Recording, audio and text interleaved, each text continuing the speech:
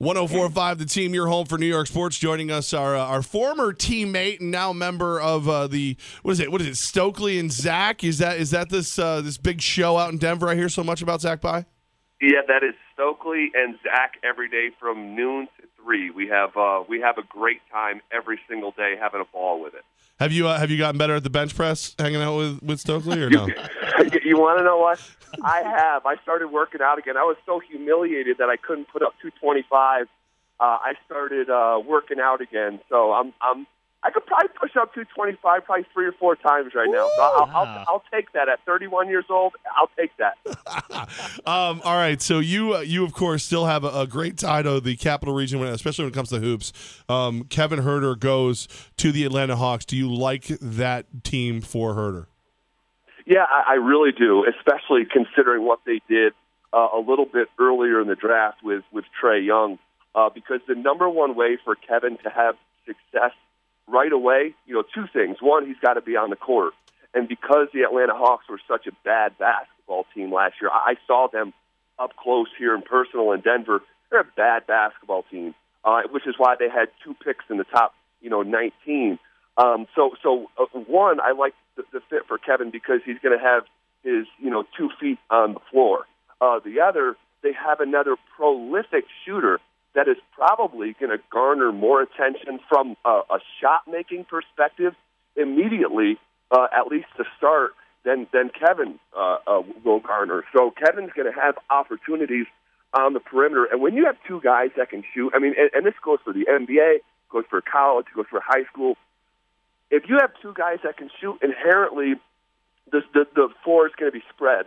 And something that Kevin does really, really well, and it's an underrated skill set of his that no one really talks about, right at the top of the scouting report, is Kevin does a great job of getting into cracks in the defense and getting 2 feet into the paint and creating for others. He's an underrated passer. So if you're telling me that Trae Young's on the opposite side of the wing and Kevin is on his side, he's going to have opportunities to make shots, but also because of the spacing, he's going to have an opportunity to get into the lane the way he did so often at Maryland and create opportunities for dump-offs, but also for kickouts once again, for Trae Young or someone else for that matter. So I think it's a great fit for Kevin, to be honest. Zach Pye with us right now, 104.5 The Team. Zach, I've been jokingly calling Trae Young and Kevin Herter the Swoop Brothers. Do you like the comparison to the Splash Brothers? Well, I first of all, I like that nickname, but I do think it's a promising young combo. Both of these guys are so young. Trae Young, I don't have his age in front of me, but I'd be willing to bet he's 19. Kevin's probably 20 or so. These guys have the road ahead of them that they can play together for 8 to 10 years. Why not? In the NBA nowadays, with first-round draft picks, teams do have the inside track the way they didn't 15 years ago to keep a first-round player in their program for about 9 years. So if you were to project right now out to 2026, just imagine that. What does it look like? So while the comparison is lofty for sure, at the same time, you look at 2 young players that were able to have so much success at the highest level of college hoops at a very young age. Why can't they go be some sort of version? Even if you're, Splash Brothers light, we're talking about 2 guys who are going to be, in the most literal sense, and look it up because it's going to happen for 100% certainty if those guys stay healthy, Klay Thompson and Steph Curry. They're, in the most literal sense, going to be number 1 and number 2 all time in made 3-pointers. So even if you're some sort of, like I said, Splash Brothers light or use your nickname, they're going to have a lot of success if they're even close to a semblance of what Klay Thompson and Steph Curry can be. And again, I ask, why not? Yeah, no doubt about it, Zach. And we've seen a lot of these players come from the college ranks and move up to the NBA. For Kevin, what do you think some of the things he needs to improve on coming out of Maryland in his first year in Atlanta? That's a great question, Closer. Immediately the first thing that jumps to mind is, put on some strength. Kevin has already done that. If you take a look at Kevin when he was, at Shen, and by the way, that was just about 700 days ago. Okay, so if you look at him when he was at Shenendehowa High School, to where he is now, he's already become more of a man physically, just naturally. But in between that, he's had to go take biology and math and maybe do some community service and maybe go to study hall. Now he's going to have, instead of math, you're going to be working with the strength coach for 2 hours.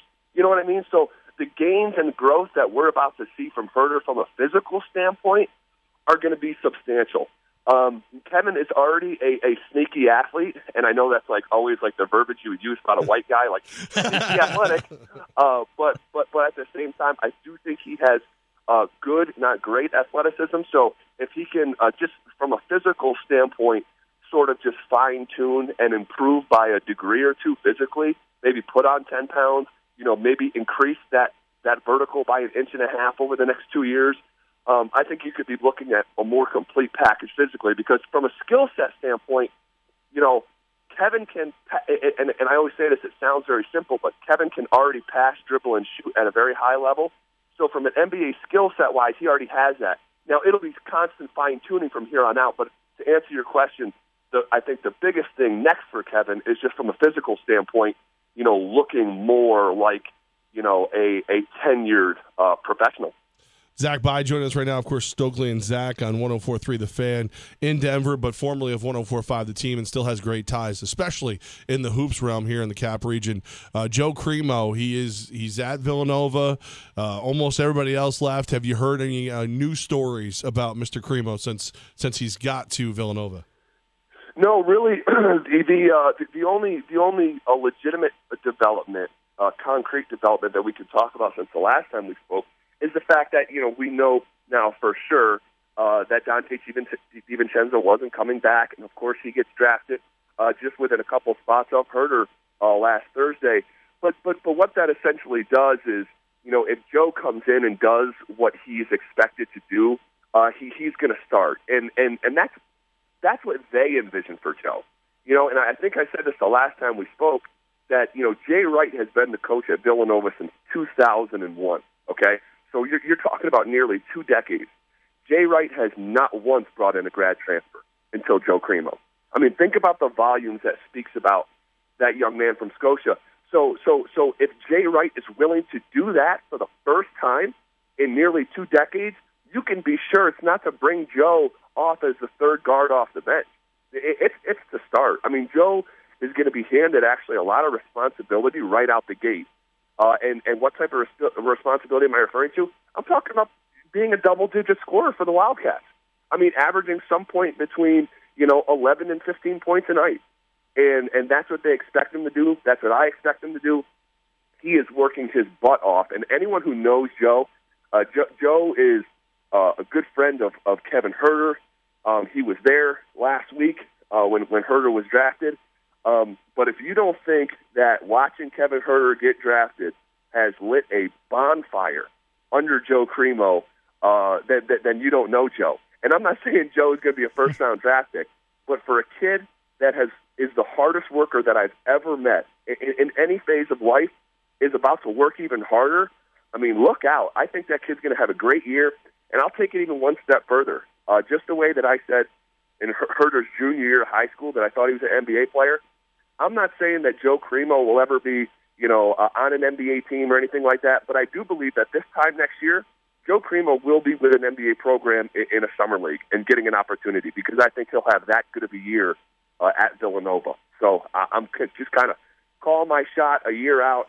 I hope that's the case, and I believe that will be the case, because there's no kid in America that's going to outwork Scotia's Joe Cremo. Yeah, Zach By pulling up from 3 like Joe Cremo with his prediction for next year's NBA draft. But staying on this year's NBA draft, Zach, I know you guys out there in Denver got Michael Porter Jr. at 14, sliding all the way down to number 14. And I'm a little bit upset as a Knicks fan. We went with Kevin Knox as opposed to Michael Porter Jr. What is the overall consensus with the Denver fan base on the selection of Michael Porter Jr. at 14? Man, I'll tell you what, everyone around here has optimism, a lot of excitement, but it's also like a great mystery, because I feel like Michael Porter Jr. is going to ultimately be the definition of a boom or bust pick. You don't know a lot of people that used to have a back problem, right? Typically, people that like have a back problem have a back issue, and when you start, operating on a guy who's 6'10 and a half, 6'11 on his back, that's significant. But at the same time, Jay Billis, this past Thursday said if Michael Porter Jr. was able to come out of high school, he would have been the number 1 overall pick like LeBron James was. So when you're picking at 14, you're not picking where the Hawks were at 3 or 5 or wherever they were. You're not picking at 9 where you almost have to walk away with a guaranteed thing for your franchise, even if it's a role player. But when you're picking at 14, the last pick of the lottery, you have a unique flexibility to take a risk like that has a reward that is about as high as, Apple stock in 1986. I mean, Michael Porter Jr. Can shoot the basketball. In fact, when he got drafted, they had Chauncey Billups, who's actually a Denver native, on the broadcast, and his responsibility was to draw a comparison for each player. And his comparison for Michael Porter Jr. was Kevin Durant, because the kid's 6'11", he can shoot, he can run in transition, he's athletic, he's nimble, he's got good footwork. So if he can actually play, I mean, he's a landscape-shifting player for any franchise. So when the Nuggets picked at 14, I thought it was, he's a risk of a pick, yes, but when you pick at 14, I thought for the Nuggets specifically, it was a greater risk to pass on Michael Porter Jr. than it was to actually select him. And if you look at the Nuggets young core, pretty much everyone agrees that this program's trending in the right direction. I saw they were just listed at eighth on the Bleacher Report's power ranking because they have a starting lineup of Jamal Murray, Nikola Jokic, Gary Harris, Paul Millsap, and Michael Porter Jr.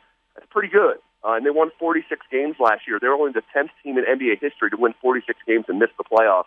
So they're heading in the right direction. If Michael Porter Jr. can work out, you could be looking at a legitimate national storyline that I can't wait to follow.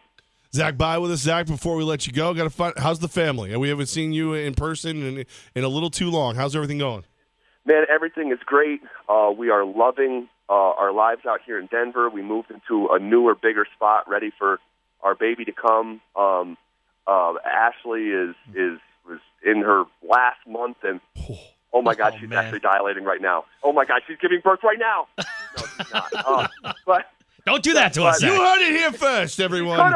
Could have, but we're ready. The due date is July 20th, and everything's in order. I mean, our bags, in the literal sense, are packed. So any day now, it could happen, and we're just pumped, man. Everything's going good. We live in a safe place, and we both have full-time jobs, and we're just in a great place. So thank you for asking. I can't wait for you guys to meet my little boy. We can't wait either, man. We know he's going to have a great jump shot and everything else. So probably right away, probably like first thing, like the doctor will slap the hiney and he'll just drop a 3. Well, I got to teach him a DDT and a sharpshooter before that, so we'll monitor it. We love it, man. We miss you, buddy, and we tell everybody there that we love them, we miss them, and we look forward to talking to you in person soon. Yeah, thanks for letting me check in. And you say, hey, you still have great ties to the area. That's in part because you guys keep letting me check in, and I really appreciate it and love you guys, and best of luck, and keep on doing what you're doing because you guys continue to kill it out there. Thanks, man. We appreciate that, and I will take full credit for your ties. I'm hey. Zach, man, we miss you, brother. We can't wait to see you again. All right, see you guys. Thank you.